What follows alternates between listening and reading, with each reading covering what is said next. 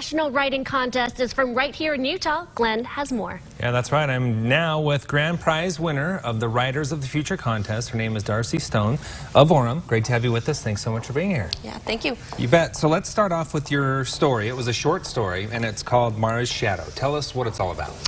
It's a medical thriller, and so basically there's a dangerous parasite that's threatening our future, and the protagonist is a young scientist from Vietnam, and she has to delve into the past to find a cure before it's too late. Sounds fascinating. And how did you come up with that idea? I've always loved science fiction, and especially Michael Crichton as an author, and so I tried to kind of emulate his style. And in the story, the villain is a moth, and I chose that because my husband has a phobia of moths, and so I thought that would be fun. So a little bit of your own life coming into the story. When we talk about a short story, how long is that? Technically, a short story is supposed to be under like 7,500 words. In order to enter this competition, Writers of the Future, their cutoff is 17,000, and I was right up against the limit. So I was right like the there. longest you could go. Okay. So what was it that made you decide to enter this contest? And I should mention, people from all over the world were able to enter this contest. Yes, it's international, so as long as you write in English, you can enter. And I learned about it through my husband, Eric James Stone. He is a Nebula-winning author, and he had entered in the past, and he actually was a finalist years ago. And so he told me about the competition, and I thought it would be a fun place to start my own writing. Yeah, let's make that point too. To start your own writing, because you can't have previously published a book in order to enter this competition, correct? Yes, the contest is for new writers. So if you've already published a novel, then you are not allowed to enter. Okay, we're taking a look at your really cool grand prize right now. Tell us about that and how the competition led up and your accepting of the award.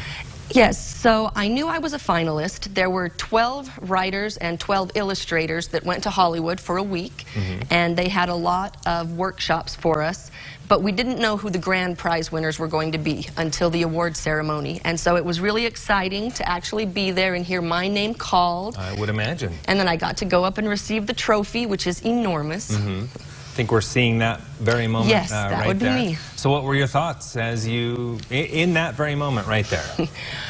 I was excited and nervous because it meant I had to give a second acceptance speech, which we didn't have as much practice for.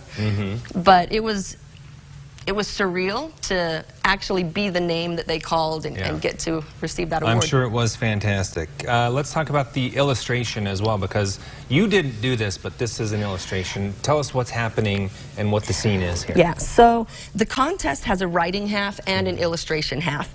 And the winning illustrators are each given one of the winning stories, and they have to draw a picture. So Quentin Gleam drew this for my story, and there's basically a very tense scene where she's watching her team through a glass lab window, and something very dangerous and catastrophic is happening on the other side, and she's powerless to do anything. And so that was the scene that he chose to illustrate. All right, fantastic. How can we get a hold of your work if we're interested in reading it? So they published a book called Writers of the Future. This year was volume 34. The contest was started by L. Ron Hubbard. Every year they have a new volume for the new winners, and so you can get that book online. And that's the website right there, writersofthefuture.com. Yes. All right, thanks so much. We'll have that information on our website as well. Congratulations to you and best of luck as you try to turn that into a book next.